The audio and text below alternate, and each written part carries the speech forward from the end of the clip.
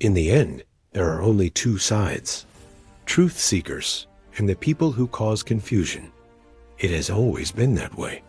It's the oldest divide in the world, hidden behind countless masks of identity, belief, and power. Every generation gives new names to these same two forces.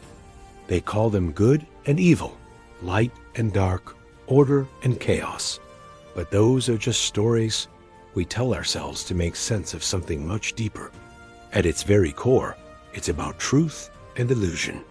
And everything that exists in this world belongs to one of those two. Think about it. Nations are just designs. Borders are lines drawn by those who needed walls to define themselves. Cultures are stories built on patterns of behavior, repeated for so long they start to feel sacred.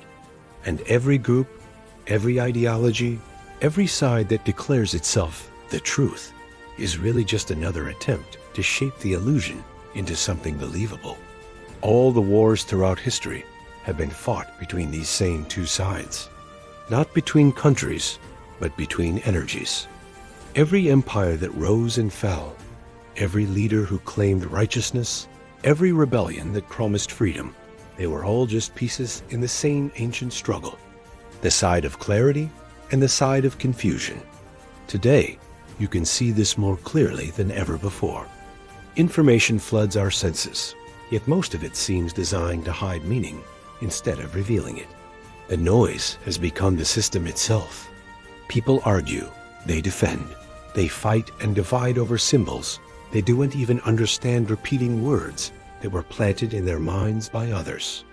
But beneath all of that, only two intentions are moving the world: the intention to awaken or the intention to keep things asleep. You don't have to choose a side, because you already are one. If you find yourself drawn to awareness, if the truth feels like home, even when it's uncomfortable, you have already chosen. You are part of a quiet resistance, not the kind that shouts, but the kind that sees. Your task isn't to fight the blind, but to remain clear while walking among them. Don't hate them. Most people aren't trying to cause harm. They're simply repeating what they've been taught. They follow the path of least resistance, the path of comfort, security, belonging.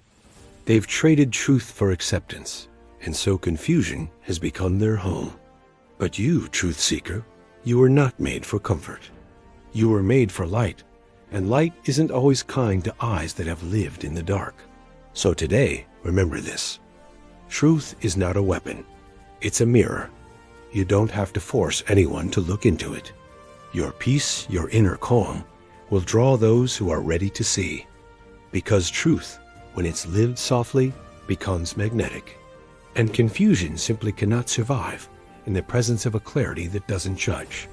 So let your presence be warm. Let your awareness be gentle. When others fight, you listen.